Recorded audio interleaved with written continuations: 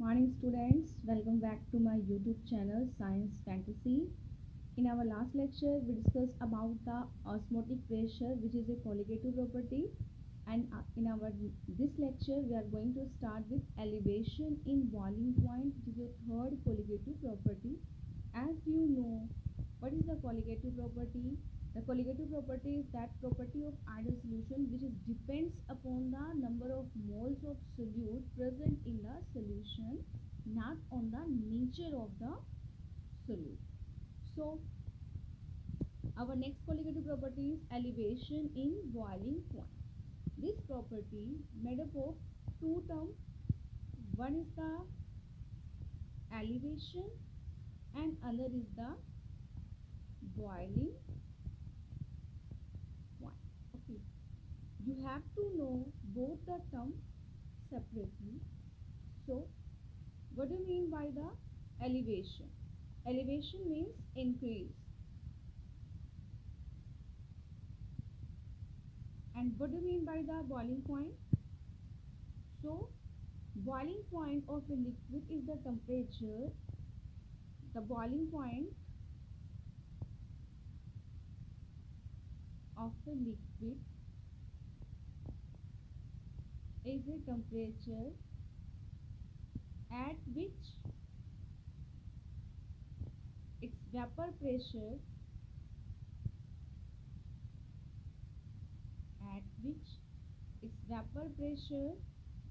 becomes equal to atmospheric pressure. Okay, so boiling point किसी भी liquid का वो टेम्परेचर होता है जिस टेम्परेचर पे उस लिक्विड का जो वेपर प्रेशर होता है वो एटमॉस्फेरिक प्रेशर की इक्वल हो जाता है.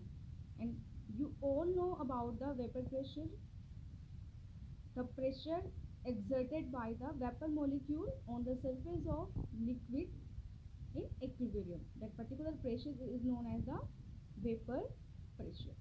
अब इस वेपर प्रेशर में इंक्रीज कैसे हुआ, बॉइलिंग पॉइंट में इंक्रीज कैसे हुआ? तो आपको पता है कि अगर हम नॉन वोलेटाइल सोल्यूट का केस लेते हैं, हमने क्या किया, एक नॉन वोलेटाइल सोल्यूट लिया and this non volatile solute is added to the solvent. Okay, तो if the solution is made, suppose करो यहाँ पे मेरे पास क्या बन गया solution. The vapor pressure of pure solvent is P0 and vapor pressure of solution is Ps. Then Ps is greater than P0. यानी कि आप कह सकते हो कि जो सोल्यूशन का वेपर प्रेशर होता है वो प्योर सॉल्वेंट के वेपर प्रेशर से क्या होता है, ज़्यादा होता है. या आप इसमें आप कह सकते हो ये अगर इसका वेपर प्रेशर इसका कम आएगा, मिस्टेक हो गया यहाँ पे. वेपर प्रेशर किसका ज़्यादा होगा, सॉल्वेंट का ज़्यादा होगा, सोल्यूशन का कम होगा. सो जो बॉइलिंग पॉइंट होगा वो बॉइलिंग पॉइंट जो है वो सोल्यूशन का ज़्यादा होगा और जो आपका बॉइलिंग पॉइंट होगा वो सॉल्वेंट का जो है प्योर सॉल्वेंट का वो क्या होगा, कम होगा. अब ऐसा क्यों है इसको समझते हैं. सपोज करो मैंने एक कंटेनर लिया, इस कंटेनर में मैंने क्या लिया, pure solvent. Pure solvent easily vapour में कन्वर्ट हो जाएगा. नंबर ऑफ वेपर्स बहुत जल्दी बनेंगे और वो वेपर जितनी जल्दी एटमॉस्फेरिक प्रेशर के इक्वल होगा तो वो कम टेम्परेचर पे ही क्या हो जाएगा, बॉयल कर जाएगा. यहाँ पे बॉइलिंग पॉइंट लो हो गया. लेट हमने क्या किया, इस जो आपका प्योर सॉल्वेंट है, in this pure solvent we add some non volatile solute. Non volatile solute वो होते हैं जो इजीली वेपर में कन्वर्ट नहीं होते हैं, सपोज करो यहाँ पे जो टेम्परेचर मैंने लिया था प्योर सॉल्वेंट को बॉयल करने के लिए वो TB नॉट था. अब जब मैंने इसमें नॉन वोलेटाइल सोल्यूट ऐड कर दिया तो ये जो नॉन वोलेटाइल सोल्यूट है ये खुद भी इजीली वेपर में कन्वर्ट नहीं होंगे. नॉन वोलेटाइल का मतलब क्या होता है, which can not converted into the vapour. और जितना सरफेस एरिया ये सॉल्वेंट का कवर करेंगे वो उनको भी वेपर में कन्वर्ट नहीं कर देंगे. यानी कि जो आपका सोल्यूशन होगा उस सोल्यूशन का जो वेपर प्रेशर होगा वो क्या होगा, लो हो जाएगा. वेपर प्रेशर लो नहीं हो जाएगी, वेपर प्रेशर लो होगा. अब इस वेपर प्रेशर को एटमॉस्फेरिक प्रेशर के इक्वल लाने के लिए मेरे को क्या करना पड़ेगा, जो हीट है वो थोड़ा ज़्यादा करना पड़ेगा। मतलब जो इसका बॉइलिंग पॉइंट होगा वो क्या हो जाएगा, ज़्यादा। अगर इसका जो बॉइलिंग पॉइंट है वो टी है, then T is greater than T naught B. इसका कितना ज़्यादा इंक्रीज हुआ है वो निकालने के लिए आप क्या करोगे, जो टी बी होगा उसमें से टी नॉट बी क्या कर दोगे, माइनस कर दोगे, तो यहाँ पे डेल्टा टी बी आ जाएगा। That delta T B is known as the elevation in boiling point. Hope so आपको क्लियर हो गया होगा। प्योर सॉल्वेंट में आपका जो सॉल्वेंट था वो वोलाटाइल था, तो उसके इजीली वेपर बन रहे थे, और फिर उसका वेपर प्रेशर बहुत ही जल्दी यानी कि कम हीट करने पे ही एटमॉस्फेरिक प्रेशर के क्या आ रहा था, इक्वल आ रहा था। मतलब उसका बॉइलिंग पॉइंट क्या था, लो था। लेकिन जब उसमें आपने क्या ऐड किया, यहाँ पे नॉन वोलाटाइल सोल्यूट ऐड किया, तो नॉन वोलाटाइल सोल्यूट खुद से भी वेपर में नहीं कन्वर्ट होंगे, और जितना सरफेस एरिया वो सोल्यूशन पे कवर करेंगे उनको भी वेपर में कन्वर्ट होने नहीं देंगे। इट मीन्स वहाँ पे नंबर ऑफ वेपर जो है वो कम बनेंगे। तो वहाँ पे हमने जब उस वेपर प्रेशर को एटमॉस्फेरिक प्रेशर के इक्वल होना होगा, तो एज कम्पेयर प्योर सॉल्वेंट मुझे उसको ज़्यादा हीट करना पड़ेगा। कितना ज़्यादा मैंने सोल्यूशन को हीट किया as compare to pure solvent, that is the elevation in boiling, that is the elevation is boiling point. Okay, as you know, vapor pressure is directly proportional to temperature. ये कहने का मतलब ये है कि अगर मैं किसी भी सॉल्वेंट को या सोल्यूशन को जितना ज़्यादा हीट करूँगी, जितना ज़्यादा उसको हीट प्रोवाइड करूँगी, उतना ज़्यादा उसके क्या बनेंगे, वेपर बनेंगे।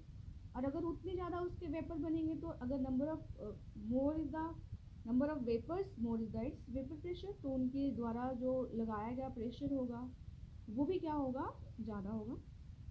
तो अगर मैंने यहाँ पे ग्राफ प्लॉट किया, यहाँ पे मैंने क्या ले लिया, टेम्परेचर लिया, एंड इस साइड मैंने क्या लिया, वेपर प्रेशर लिया।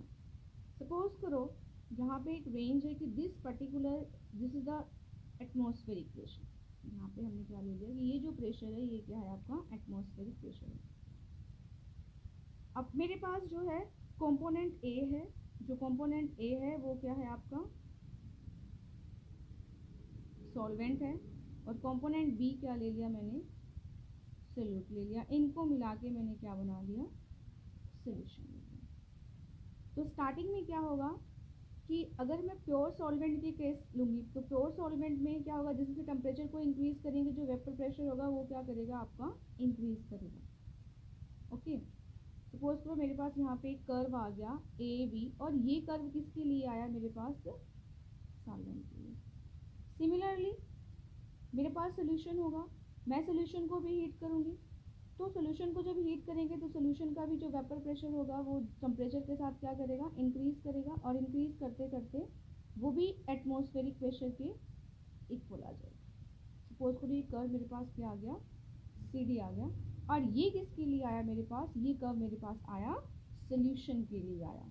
ठीक है, अब ये एक ऐसा टेम्परेचर मतलब रेंज है जहाँ पे ये दोनों का जो प्रेशर है वो एटमॉस्फेरिक प्रेशर के क्या आ रहा है, इक्वल आ रहा है। हम इसको टेम्परेचर देखना चाहते हैं, तो ये मैंने जो लिया किसका आया, सॉल्वेंट का, और ये चीज़ क्या हुई, किसकी आई, सोल्यूशन की। हमने पहले कहा था कि जो सॉल्वेंट का वेपर प्रेशर है प्योर का टी वी नॉट, और यहाँ पे ये कितना जाएगा, टी वी, और यहाँ पे ये जो जितना इंक्रीज हुआ है वो क्या है, डेल्टा टी वी। सो यहाँ पे जो आपका टी वी नॉट आपका क्या है, boiling point of pure solvent, T B boiling point of solution, and V naught TV is greater than T naught B, so delta TV is equal to क्या हो जाएगा, TV minus T naught B. So this is the expression for the elevation in boiling point की, what is the elevation in boiling point. Now इसका expression देखते हैं। तो expression यानी कि जो एक्सप्रेशन इसका है वो एक्सप्रेशन कुछ ऐसा है कि अगर हम एक्सपेरिमेंटली जो है वो देखते हैं, तो ये होता है कि जो डेल्टा टीवी है यानी कि जो एलिवेशन इन बॉइलिंग पॉइंट है, डेल्टा टीवी आप ध्यान रखना, डेल्टा टीवी क्या है, elevation in boiling point. Elevation in boiling point is the directly proportional to molality, directly proportional to molality. And जब मैं यहाँ पे delta T we is equal to, यहाँ पे कांस्टेंट आ जाता है के बी इंटू एम, कि प्रोपोर्शनैलिटी का सिंबल जब भी हटता है वहाँ पे क्या आता है, इक्वल टू और कांस्टेंट। यहाँ पे जो आपका कांस्टेंट के बी आता है, इस कांस्टेंट को हम क्या कहते हैं, molal elevation constant. This particular type of constant is known as the molar elevation constant. Either you can say ebullioscopic constant, इसका दूसरा नाम है ये पेपर में जो है आता है, कई बार आपको ऑप्शनल में आता है which constant is known of the ebullioscopic constant. तो एलिवेशन वाला कांस्टेंट, डिप्रेशन वाला, से 3-4 कांस्टेंट आपको दिए होते हैं, तो आपको वहाँ पे पता होना चाहिए, ये आपका यहाँ पे होता है। अब ये जो मेरे पास एक्सप्रेशन आया लिखा है मैंने, अभी मैं इसको डेराइव भी करूँगी, बस थोड़ा सा इसके बारे में डिस्कस करके हम जो है स्टार्ट करेंगे। जैसे अगर मैं यहाँ पे एलिवेशन इन बॉइलिंग पॉइंट का जो मेरा एक्सप्रेशन है वो क्या है, delta T we is equal to K we M. Delta T V elevation in boiling point है, के वी क्या है मेरे पास, मोलल एलिवेशन कांस्टेंट और ebullioscopic constant, and M is the molality. अगर आप यहाँ पे क्या करोगे कि अगर हम कहें कि if m is equal to taken 1, अगर ये m की वैल्यू क्या हो जाएगी, 1 होगी, सो मेरे पास क्या हो जाएगा, delta T we is equal to K B. तो अगर मेरे को पूछा गया कि मोलल एलिवेशन कांस्टेंट क्या है, तो you can say molal elevation constant may be defined as the elevation in boiling point when the molality of solution is taken 1 या यूनिटी। क्योंकि एक्चुअल में क्या होता है कि जो आपका मोलर एलिवेशन कांस्टेंट है वो एलिवेशन इन बॉइलिंग पॉइंट के इक्वल होता है, कब, जब आप जो सोल्यूशन है उसकी जो मोलैलिटी है वो क्या लोगे, 1 लोगे। मोलैलिटी आपका क्या होता है, number of moles of solute upon mass of solvent in KG, यानी कि 1 केजी सॉल्वेंट में सिर्फ 1 मोल जो है वो सोल्यूट का जब प्रेजेंट होगा, उस टाइम जो मोलर एलिवेशन कांस्टेंट होगा वो किसके इक्वल होगा, डेल्टा टी वी की, यानी कि एलिवेशन इन बॉइलिंग पॉइंट्स के। इसकी जो यूनिट्स हैं आपकी, यूनिट्स किसकी बात कर रहे हैं, एलिवेशन का जो कांस्टेंट है उसकी यूनिट आपकी होती है केल्विन केजी पर मोल। यूनिट क्या है इसकी आपकी, केल्विन केजी पर मोल। इसके अलावा यहाँ पे केल्विन पर मोल भी आपका लिया जा सकता है, डिग्री सेल्सियस पर मोल भी आपका लिया जा सकता है। तो ये आपकी तो मोस्ट जो आपकी होती है डिग्री और मोलैलिटी में होती है, तो मोलैलिटी में वो केल्विन केजी, क्योंकि वो सॉल्वेंट का केस रहता है, तो आप मोस्टली जो है ये चीज़ यहाँ पे ध्यान रखोगे। यूनिट्स भी इसकी इंपॉर्टेंट है, केल्विन केजी पर मोल जो होती है। ये एब्लियोस्कोपिक कांस्टेंट, यानी कि जिसको आप क्या कहते हो, मोलल एलिवेशन कांस्टेंट की जो यूनिट है वो यहाँ पे आपकी ये आती है। अब हम करेंगे, ये जो मेरे पास एक्सप्रेशन आया हुआ है delta T we is equal to K we M, उसका डेरिवेशन, ये एक्सप्रेशन आया कैसे, ऐसे हमने यहाँ पे लिख दिया स्टार्टिंग में, एक्सपेरिमेंट की हमने। तो अगर हम इसको डेराइव करते हैं, तो डेराइव करने के लिए आपको पता है कि greater the lowering in vapour pressure higher is the elevation in boiling point, यानी कि जितना ज़्यादा वेपर प्रेशर कम होगा, जैसे कि lowering in vapour pressure, vapour pressure की जो लोअरिंग है, सपोज करो मैं इसको रिप्रेजेंट करती हूँ डेल्टा पी से, तो ये वेपर प्रेशर में लोअरिंग जितनी ज़्यादा होगी उसको बॉयल करने के लिए मुझे हीट उतना ज़्यादा करना पड़ेगा, मतलब कि जो डेल्टा टी वी है वो उतना ज़्यादा होगा। या आप कह सकते हो कि delta T we is directly proportional to delta P, यानी कि elevation in boiling point is directly proportional to lowering in the vapor pressure। But अगर आपने जो है राउल्स लॉ की बात करी होगी, आपने राउल्स का जो लॉ पढ़ा हुआ है जिसकी भी पे हम कहते हैं सोल्यूशन जो है आइडियल है वो नॉन आइडियल, तो राउल्स लॉ क्या कहता है, रिलेटिव जो आपकी lowering in the vapour pressure है that directly proportional to the mole fraction of solute in solution. या आपने राउल्स लॉ जो है वहाँ पे अभी पीछे पड़ा हुआ है। सो ये भी इसके डायरेक्टली प्रोपोर्शनल है, ये भी इसके डायरेक्टली प्रोपोर्शनल है। तो आप अगर इसको इक्वेशन 1 लेते हो, इसको 2 लेते हो, तो इट मीन्स क्या है कि ये दोनों भी आपस में क्या है, इक्वल है। कौन? ये आर, इनका भी डायरेक्टली प्रोपोर्शनल है। देन डेल्टा टी बी, यहाँ पे सॉरी मैंने पी लिख दिया, बी आएगा। T B is directly proportional to X B. X B is the mole fraction of solute.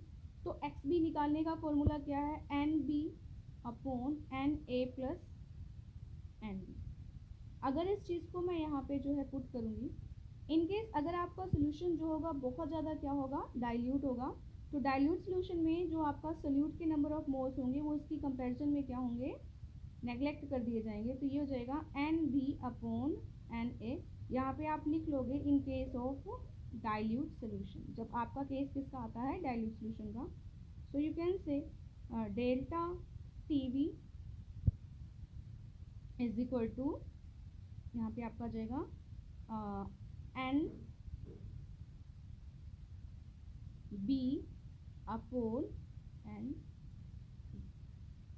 A upon N B आ जाएगा। और यहाँ पे जब प्रोपोर्शनैलिटी का सिंबल हटा तो मैंने यहाँ पे क्या ले लिया, एक कांस्टेंट जो है वो स्मॉल के यहाँ पे ले लिया। ओके, ये क्या है आपका, जो अगर आपको हो कि जो है एन बी क्या है, number of moles of solute है, एन ए क्या है, number of moles of solvent है।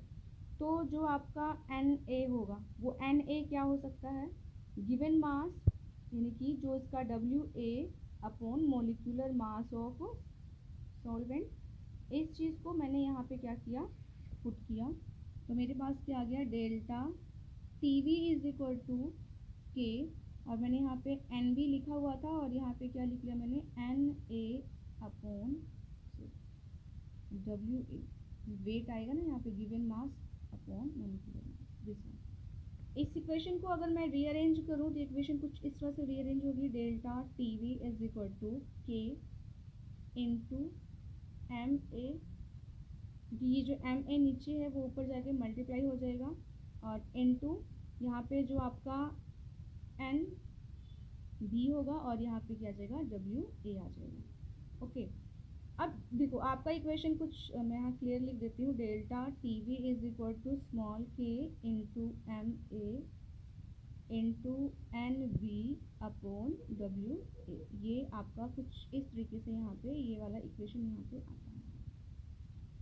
लेकिन आपको पता है कि जो मोलर मास होता है सॉल्वेंट का, अगर वो 1 kg है, मतलब कि अगर हमने क्या किया, जो वेट है इसका, मास है सॉल्वेंट का, ये क्या ले लिया मैंने, 1 kg ले लिया। 1 kg लेने का क्या मतलब हुआ कि जो आपका ये चीज़ है, number of moles present 1 kg of solvent, तो वो क्या हो जाता है, मोलैलिटी। क्या हो जाता है, मोलैलिटी। इसका 1 kg का मतलब number of moles of solute present 1 kg of solvent is taken as molality of the solution. और अगर इसको मोलैलिटी ऑफ सोल्यूशन लेते हो तो this equation become delta T B is equal to K into M A into M. यहाँ पे क्या आ गया आपका, मोलैलिटी आ गया इस पूरी टर्म के केस पे, अगर हमने इसको 1 kg ले लिया।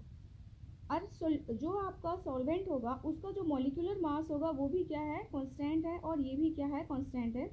तो इन कांस्टेंट टर्म के बेस पे मैंने क्या लिख दिया यहाँ पे,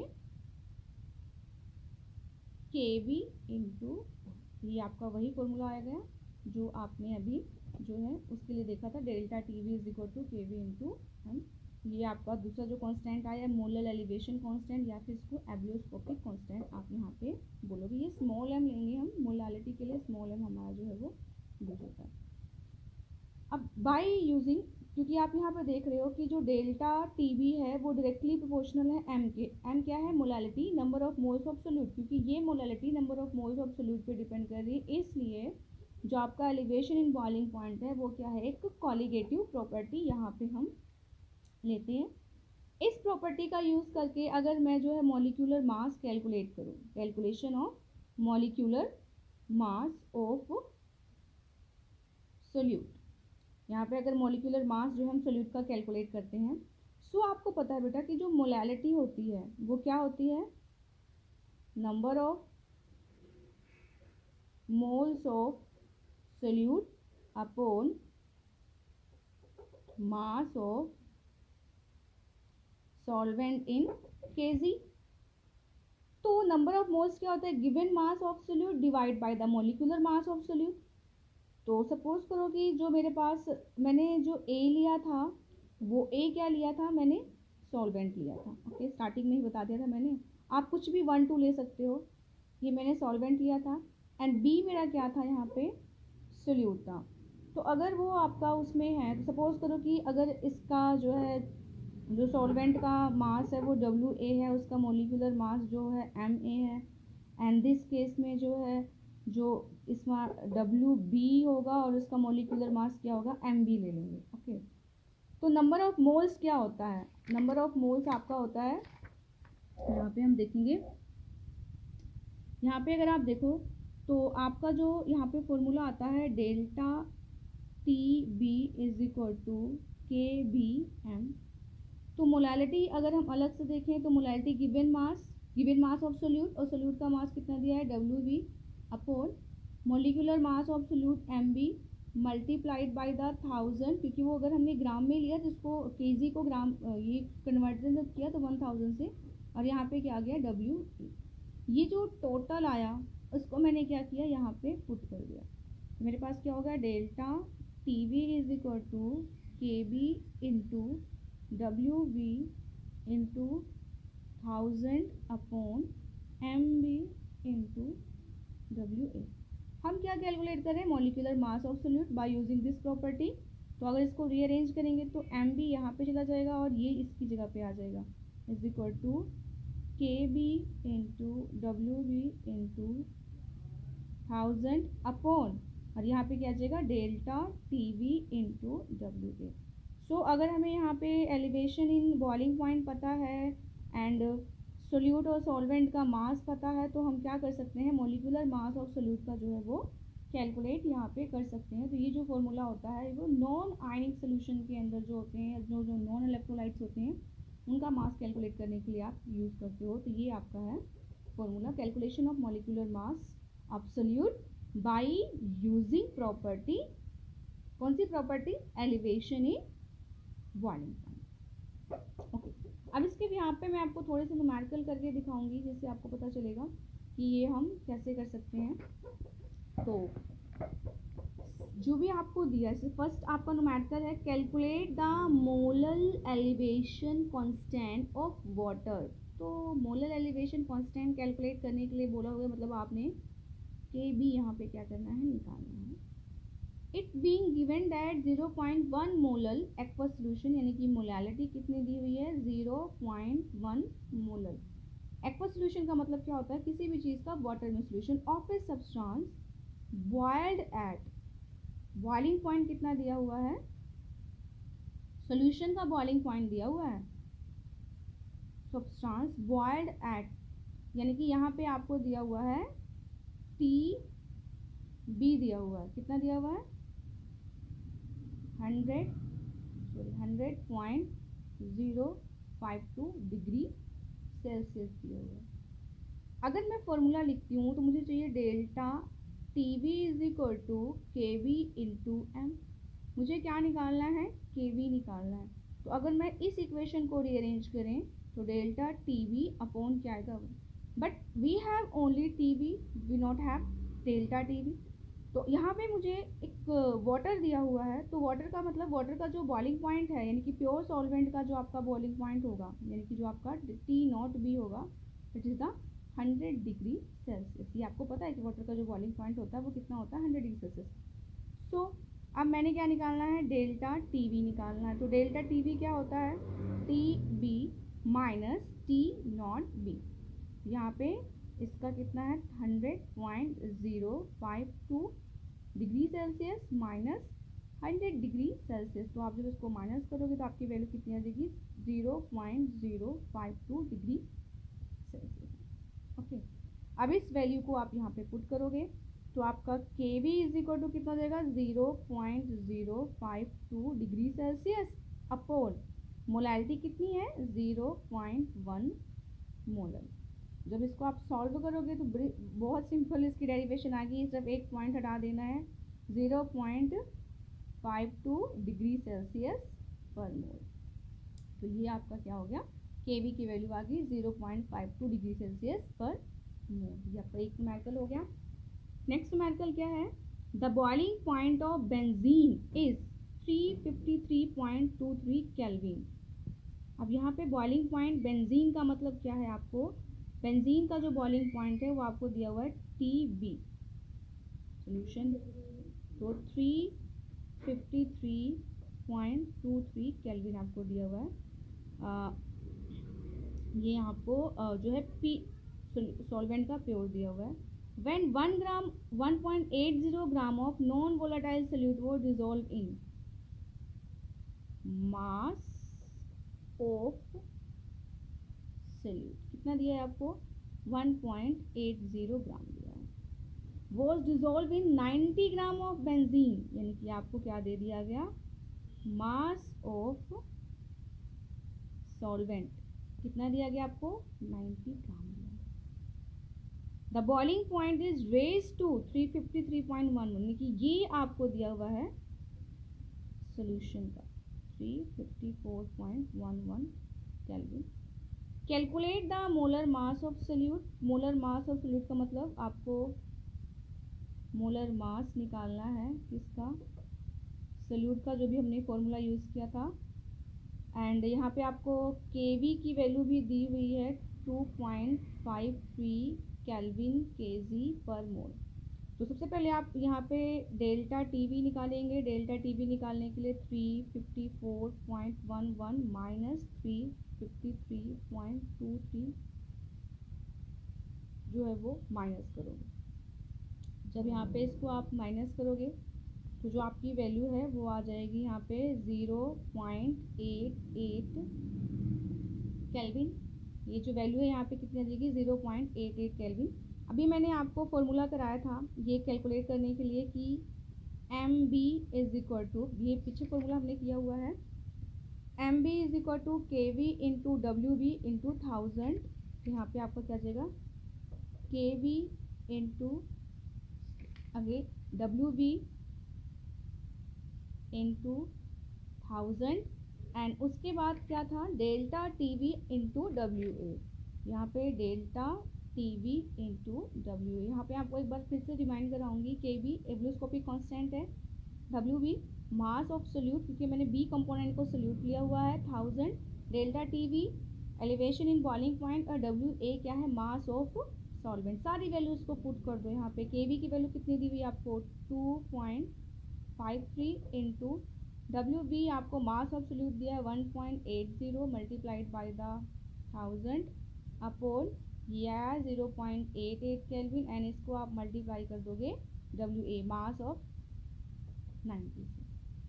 जब सारा हम सॉल्व करेंगे तो आपका क्या आ जाएगा? 58 ग्राम पर मोल।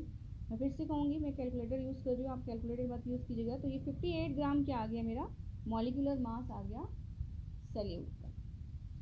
एक लास्ट क्वेश्चन इसका जो है हम वो करेंगे अभी। आपको सिर्फ बताऊंगी कि इसमें क्या कुछ दिया हुआ है, कैलकुलेट खुद से करो। 18 gram of glucose is dissolve in 1 kg of water. तो यहाँ पे जो आपका मास आ गया, मास ऑफ सोल्यूट वो आ गया 18 gram and mass of solvent वो आपको 1 kg दिया है। 1 kg equivalent to 1000 gram. In a saucepan, at what temperature will the water boil? At 1.013 bar pressure। आपको पूछा हुआ है कि किस टेम्परेचर पे आपका ये बॉयल करेगा।